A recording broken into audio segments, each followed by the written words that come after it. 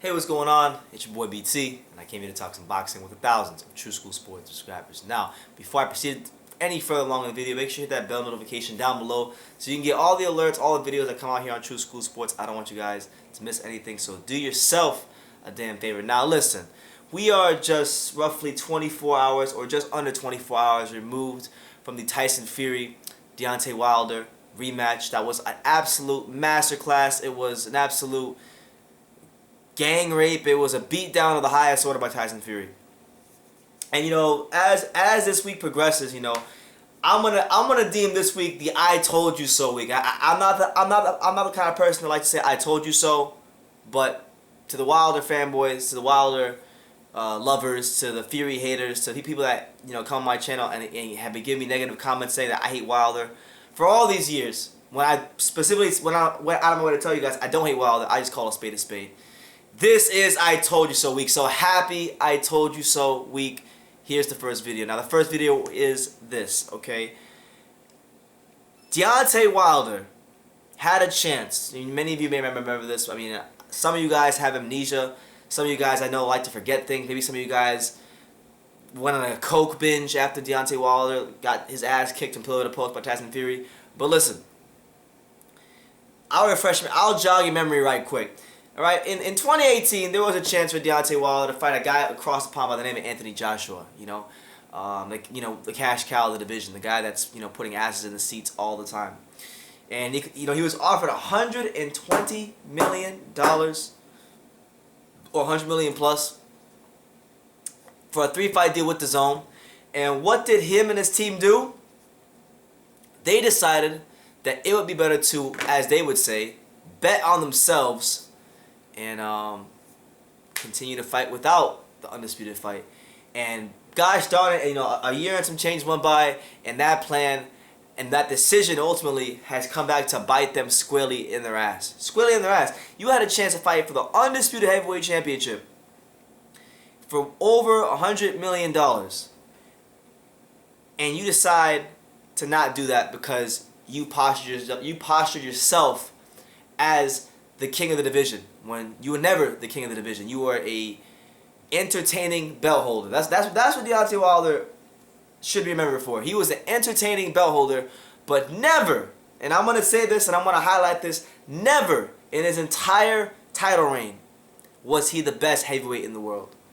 Because when he got the belt, he had it for roughly 448 days before Joshua entered the picture. So maybe back. Oh, actually, you can't even say back then that he was best heavyweight because Vladimir Klitschko was around. So he's called the Bronze Bomber for a reason because he won the bronze medal in the Olympics. But in the professional game, he has been the Silver Bomber because he's always been the second best heavyweight in the world. Okay, he was second behind Klitschko, then he was second behind Joshua for a while.